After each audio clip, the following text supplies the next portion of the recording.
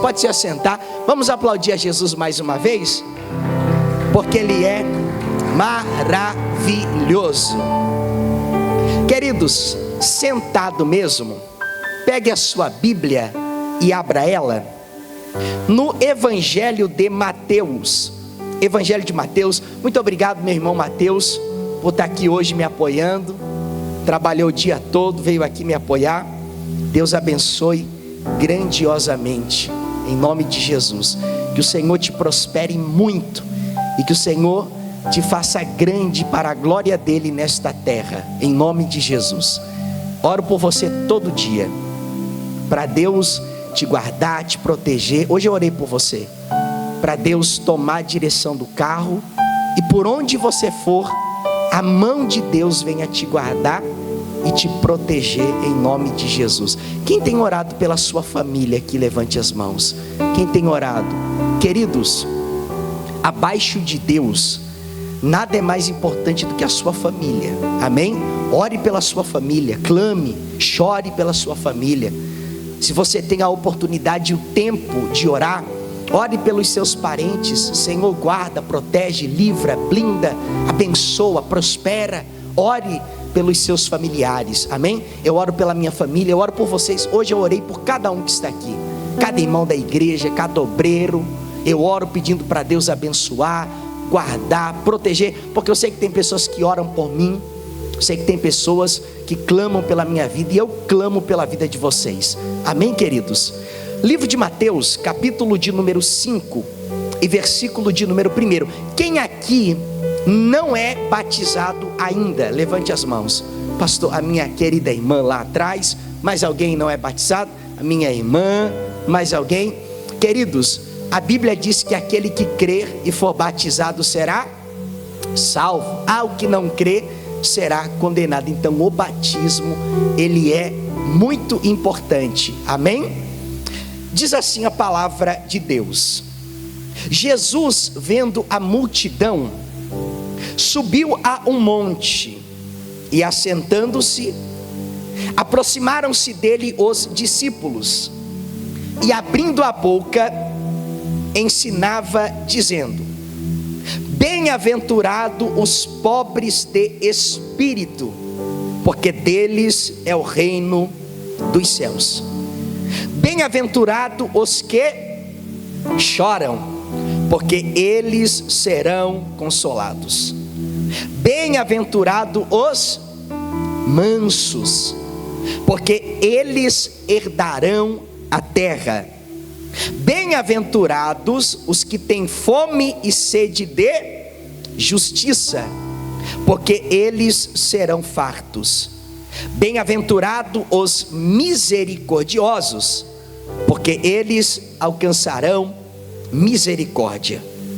Bem-aventurados os limpos de coração. E é isso que eu gostaria de pregar. Vamos ler novamente?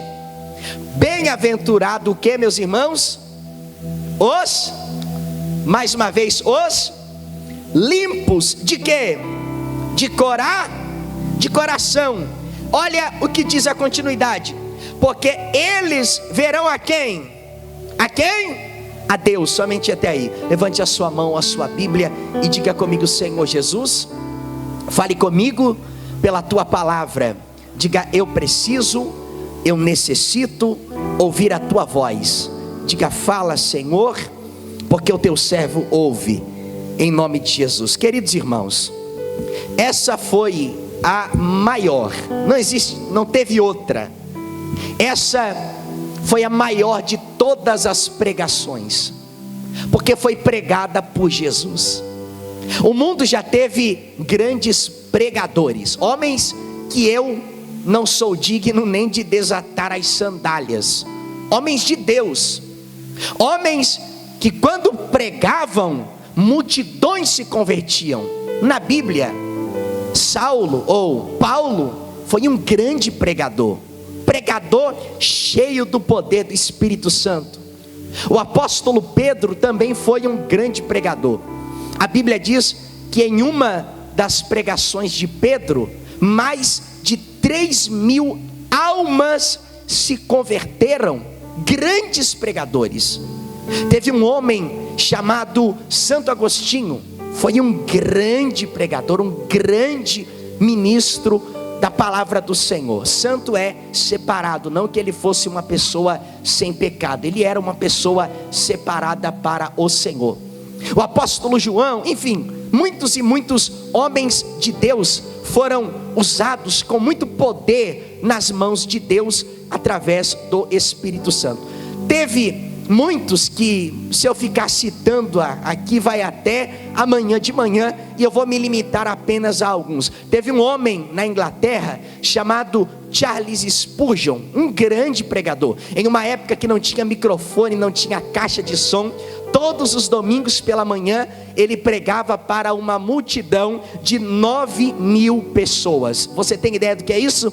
9.000 pessoas se reuniam em um local para ouvir a palavra de Deus sem microfone. Ele era tão usado por Deus que o primeiro-ministro da época, William Gladstone, ia ouvir esse grande pregador da palavra. Só que nenhum deles se compara ao grande pregador chamado Jesus Cristo. Essa história começa no capítulo 5 e termina no final do capítulo 7. É o famoso, o mais conhecido de todos, Sermão da Montanha, ou o Sermão do Monte. Jesus, ele fala de inúmeras coisas no Sermão do Monte, e eu vou me limitar a algumas delas, porque é muito comprido. A Bíblia diz que uma multidão de discípulos, não era qualquer pessoa, era discípulos. O que é um discípulo? É alguém que crê em Jesus, que já é batizado e que já faz parte da comunhão com o Senhor. Então Jesus formou muitos discípulos, pessoas que o seguiam. E a Bíblia diz que uma grande multidão o estava acompanhando. E o que Jesus fez? Jesus, a Bíblia diz que ele subiu a uma montanha. Jesus subia muito ao monte. Jesus subia ao monte para orar. Jesus subia ao monte, e a Bíblia diz que ele passava noites inteiras em oração. Inclusive, antes de Jesus escolher os 12 discípulos, a Bíblia diz que ele passou a noite inteira no monte em oração. Jesus era um homem de oração. Jesus dedicava tempo à oração. Jesus investia tempo na comunhão com Deus. E agora, novamente, a Bíblia diz que Jesus, ele sobe ao monte. Que cena linda, vamos lá, imagina só, Jesus, ele senta em uma pedra, e uma multidão gigantesca senta abaixo de Jesus, na montanha, e agora, Jesus sentado, e o vento soprava, e o vento ia levando as palavras de Jesus, e Jesus, ele começa a maior das suas pregações. Jesus, ele começa com as bem-aventuranças. O que são as bem-aventuranças? As felicidades daqueles que servem a Deus. Porque ser cristão é também ser feliz. A Bíblia nunca proibiu a felicidade. A Bíblia não te impede de ser feliz. Só que a Bíblia, ela vai te apresentar a verdadeira felicidade. Um exemplo, quer ver um exemplo? Tem gente que diz assim, ó, se eu ir lá num bar, ou seja lá onde for, e eu tomar uma torre de chopp, um exemplo apenas, eu vou ser um homem feliz. Só que a Bíblia apresenta uma felicidade maior, uma felicidade que é melhor você vir na igreja, ouvir a palavra, ser alimentado por Deus, do que ir lá e tomar uma torre de chopp, porque o efeito daquela torre vai passar. Só que o efeito da palavra de Deus, ela nunca passa, porque a palavra de Deus, ela nunca volta vazia. Ela vai aos corações, realiza a sua obra e permanece dentro dos corações. Então, o que eu quero que você entenda é o seguinte, é que não é errado ser feliz, não é pecado buscar a felicidade, só que você precisa buscar a verdadeira felicidade. E agora, veja só, Jesus, ele vai usar inúmeros exemplos de felicidade. Só que tem um detalhe, todos eles são contrários à natureza humana. Porque a nossa natureza, segundo a Bíblia, a natureza original, a natureza humana original do nascimento da nossa mãe, é uma natureza pecaminosa. O salmista Davi falou nos Salmos de número 51: em pecado me concebeu a minha mãe. Por quê? Porque os nossos pais pecaram, Adão e Eva. Então nós já nascemos com essa doença chamada pecado. Quando cremos em Jesus Cristo, a Bíblia diz que somos uma nova criatura e temos também uma nova natureza. Então Jesus agora está diante daquelas pessoas e ele está dizendo o seguinte: a velha natureza, ela tem uma forma de enxergar as coisas.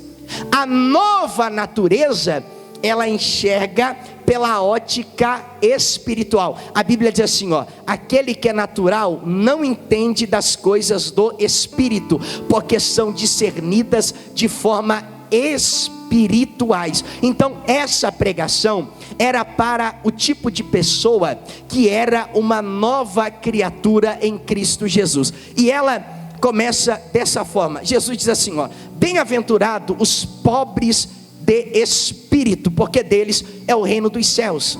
Queridos irmãos, Jesus não estava, como disse São Francisco de Assis, fazendo apologia à pobreza material.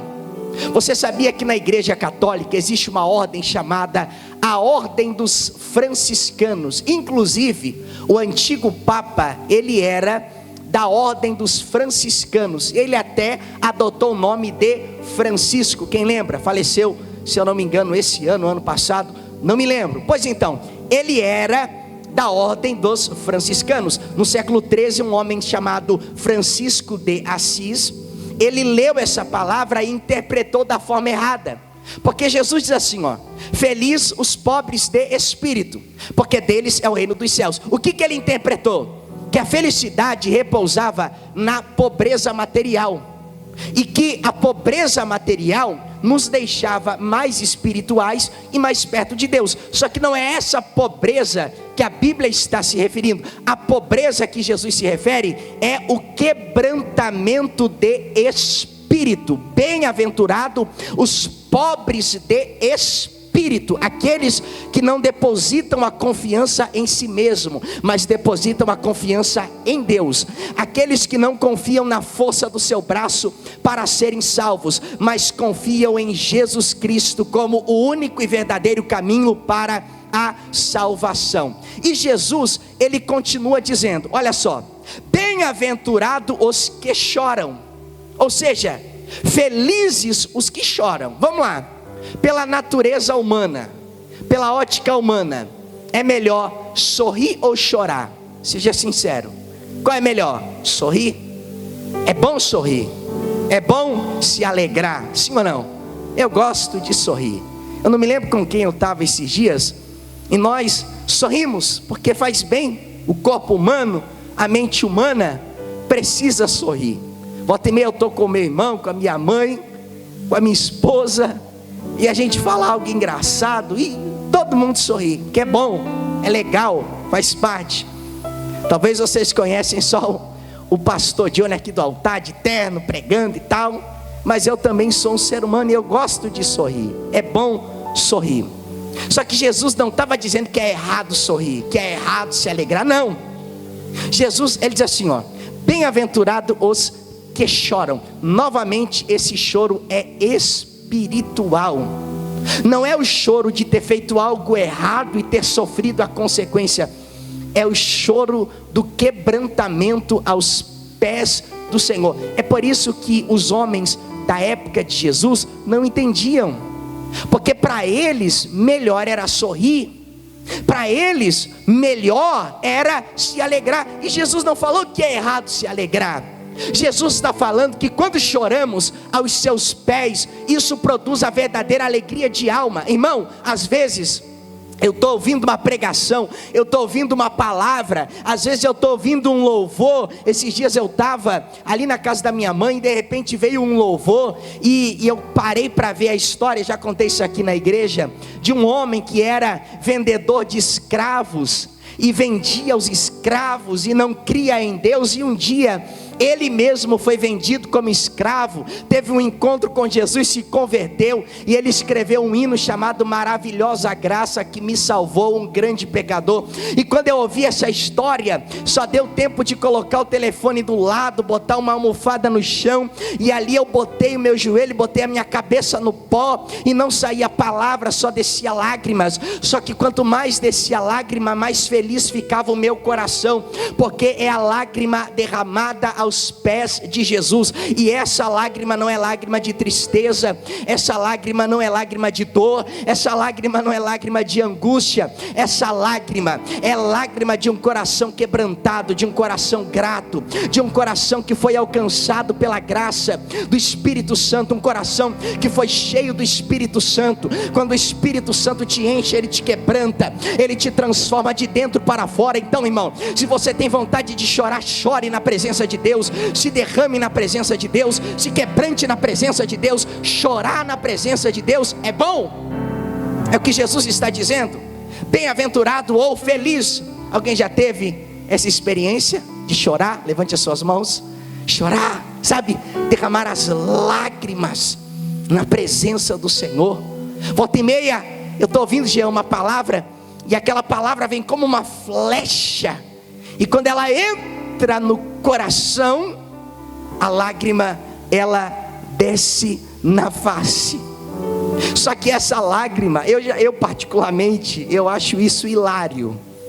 Eu já vi uns irmãos, sabe, a pessoa começa a chorar, começa a se filmar.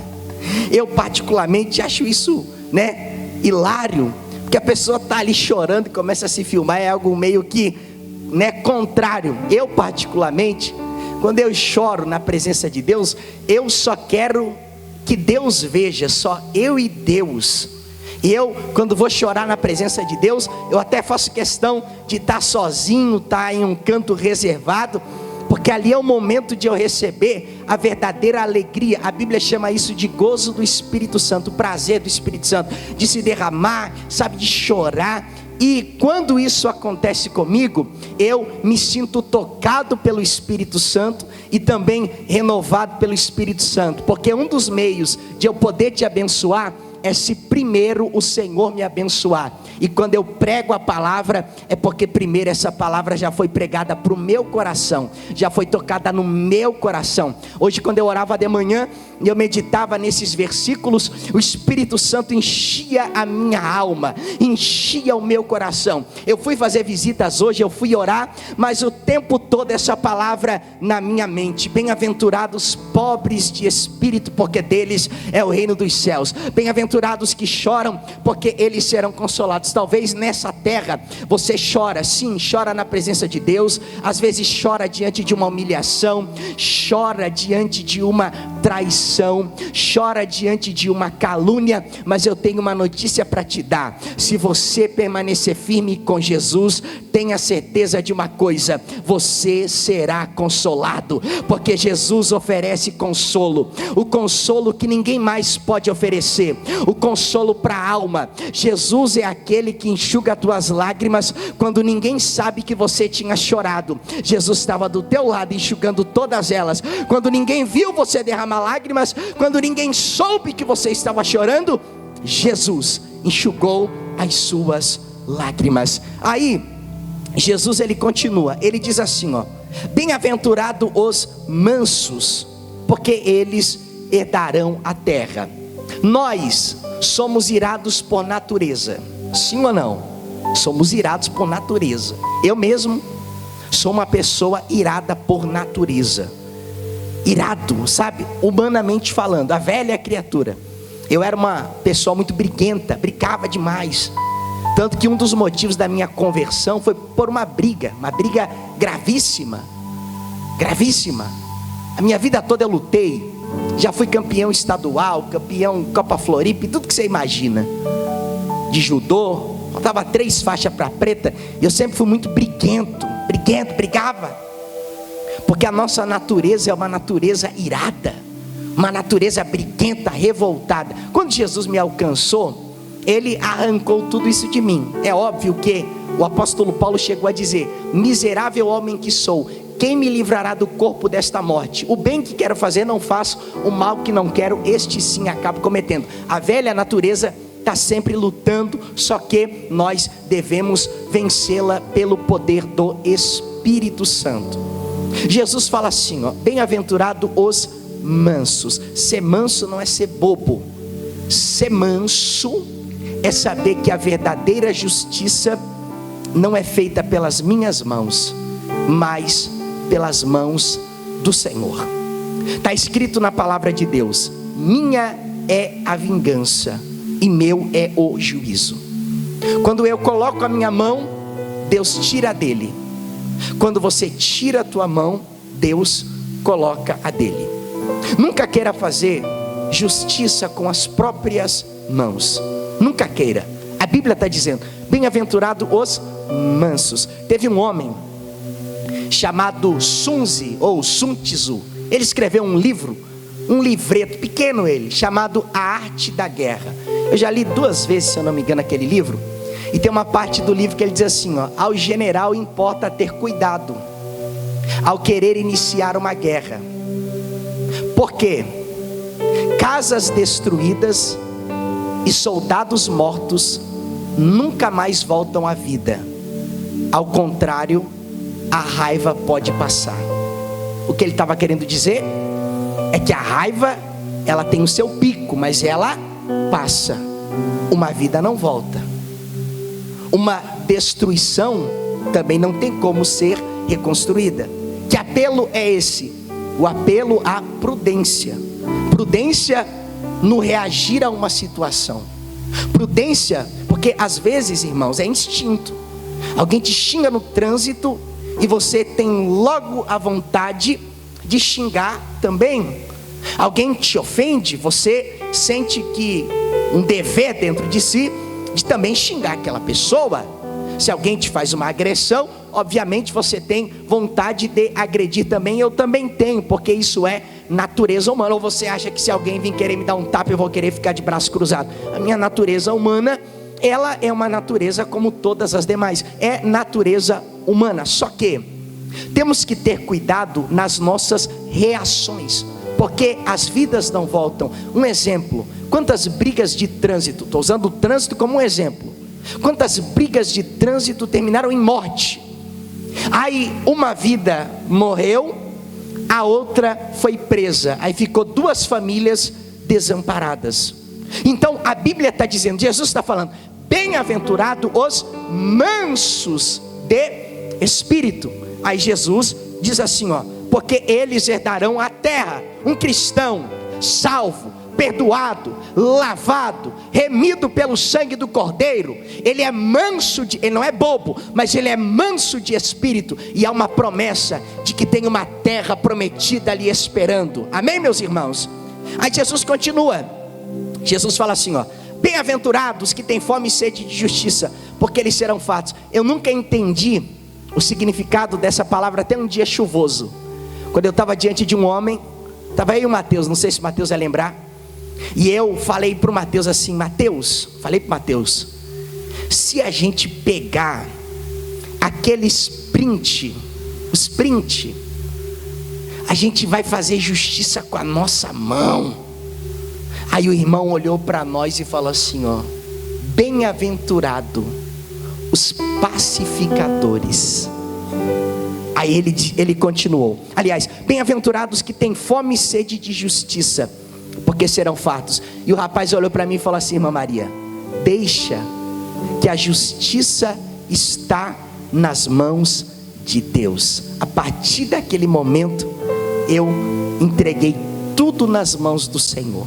Saí de onde eu deveria sair, e a minha vida teve paz. Aí Jesus, ele continua, veja só: bem-aventurado os misericordiosos, porque alcançarão misericórdia. Seja sincero, quem tem agido com misericórdia? Pastor, o Espírito Santo tem tocado meu coração, e eu tenho agido com misericórdia. Misericórdia até mesmo com quem nos fez o mal.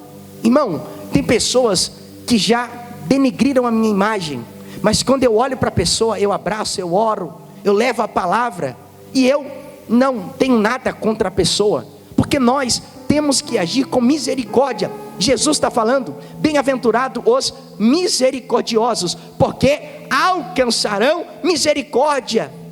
Será que você tem agido com misericórdia diante do seu semelhante?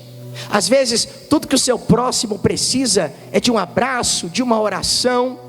Tudo que o seu próximo precisa é de uma palavra vinda de Deus. A Bíblia diz que a palavra oportuna aplaca a ira. Às vezes, tudo que aquela pessoa está precisando é de um ato de misericórdia. Você levar a palavra do Evangelho até ele, levar a palavra da salvação até ele. Bem-aventurado, felizes os misericordiosos, porque alcançarão misericórdia. Mas não é aquela misericórdia emotiva, não, é a misericórdia que vem de Deus, a misericórdia que vem do Espírito Santo. Você olhar para alguém, você olhar para uma situação, e você se colocar naquele lugar, você se colocar naquela situação, e você pensar consigo mesmo: o que eu queria que fizessem por mim, se eu estivesse naquela situação. Você olhar para alguém perdido na droga, na cachaça. Uma vez eu fui cortar o cabelo, e o meu barbeiro, barbeiro de todos, ele olhou para mim e falou assim: pastor Johnny, o senhor não me viu, mas eu e a minha mãe te vimos. E eu fiquei refletindo. Eu só vou repetir o que ele falou. E eu fiquei refletindo, pastor. Eu falei: por quê? Ele falou: pois então, pastor, já teve pessoas que tentou denigrir a sua imagem, a imagem da igreja, só que nenhuma dessas pessoas foram aonde o senhor foi. Eu falei: aonde? Eu nem lembrava mais. O senhor lembra aquele bêbado caído que estava na calçada?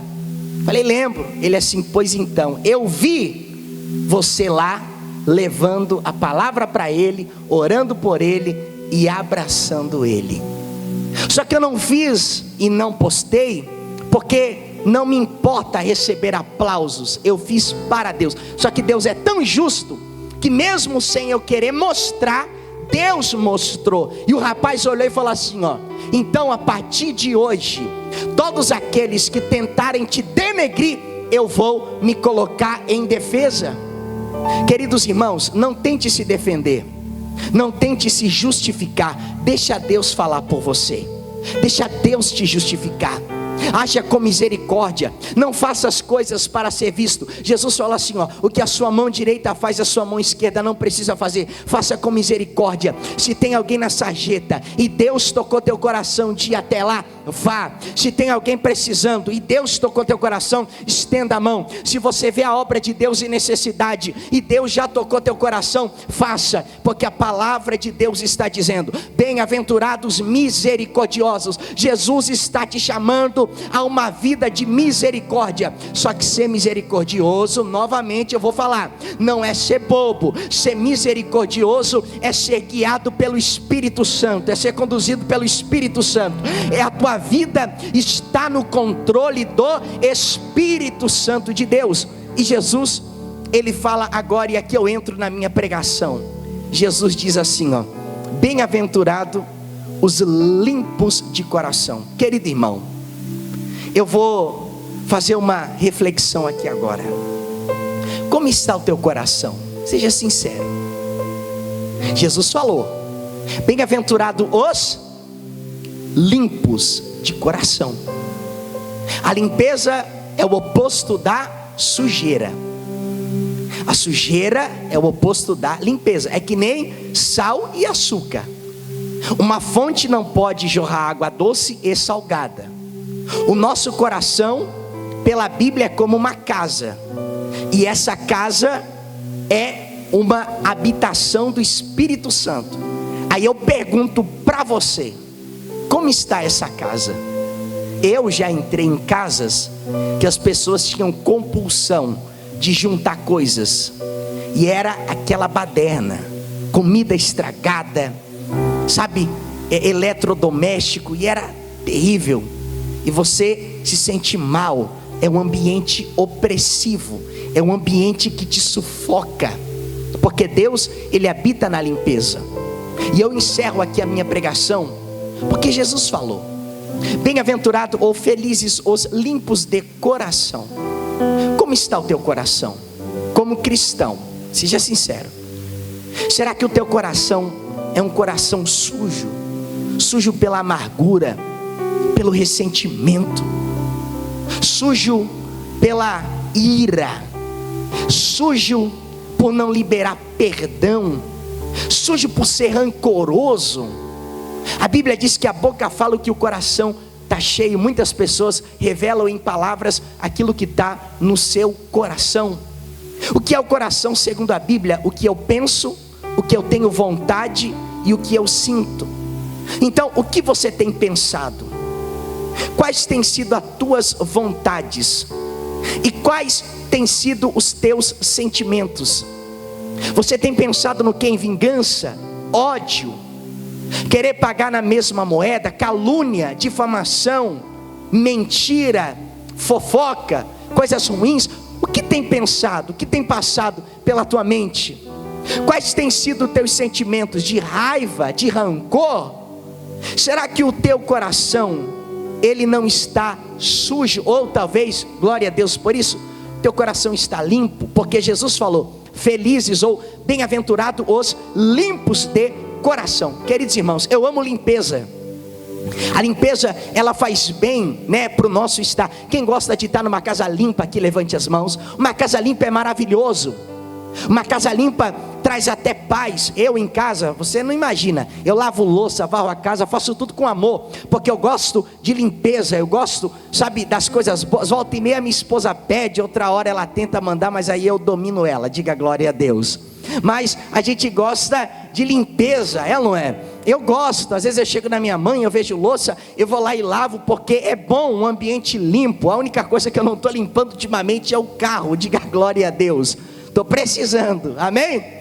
Mas é bom o ambiente de limpeza. Hoje à tarde eu cheguei aqui, a irmã que limpa a igreja, coitada, foi lá para o hospital, a filha dela está doente, e a igreja estava suja. Eu peguei uma vassoura, varri a igreja, alinhei cadeira, sabe, o ambiente de limpeza, ele é bom, é maravilhoso, é o oposto do ambiente da sujeira. Só que agora, Jesus está trazendo essas duas observações para o nosso coração. Veja só, você recebe algum convidado com a casa suja? Sim ou não? Com a pia suja, com as louças sujas, com a mesa suja, com o chão sujo. Você teria coragem de receber algum convidado na sua casa com a sua casa suja, roupa suja no sofá, na cama, cheiro ruim no banheiro? Não. Você vai lá, você lava a louça, lava o banheiro, limpa a casa. Aí eu vou falar para você, como é que você pode querer receber Jesus no seu coração, se o seu coração não estiver limpo? Bem-aventurado os limpos de coração. Detalhe, Jesus fala assim, ó, porque verão a Deus. Quer ver a Deus, irmão? Peça para Ele limpar o seu coração. Quer ter comunhão com Deus? Peça para Ele limpar seu coração. Diga para Deus, eu atendo pessoas, chegou uma irmã domingo aqui, ó, em prantos, pastor, eu quero me batizar domingo, mas eu já orei a Deus e pedi, Senhor, eu preciso liberar o perdão para minha mãe. Chorava, um coração que talvez não estava limpo, tinha uma mágoa que sujava aquele coração.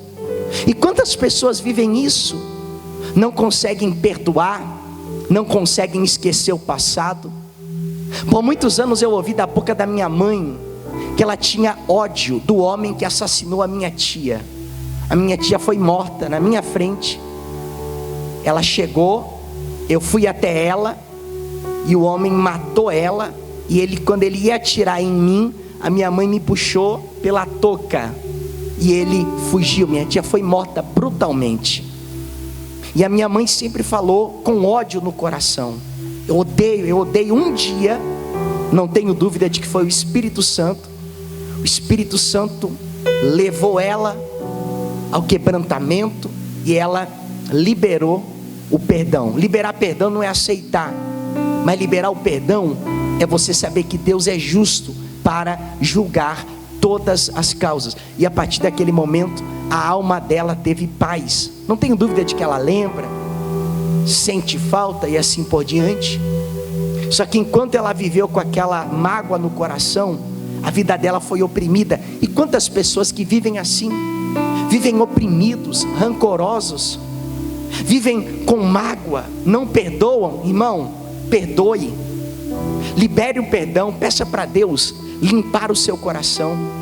Se alguém te fez o mal, a Bíblia diz assim, se alguém tem algo contra você, antes de entregares a tua oferta no altar, vai e reconcilia-te com teu irmão primeiro. Libere o perdão, peça para Deus limpar o seu coração, peça para Deus trazer paz para a sua alma, porque Jesus falou, bem-aventurado, felizes os limpos de coração, porque eles verão a Deus. Sabe por que Jesus foi morto? Porque os homens religiosos daquela época não aceitavam que alguém me fez o mal e eu abraçar aquela pessoa. Para eles era olho por olho, dente por dente. Para Jesus, se alguém te bater em uma face, oferece-lhe a outra. Não é apologia a ser bobo, novamente, mas é saber que precisamos perdoar.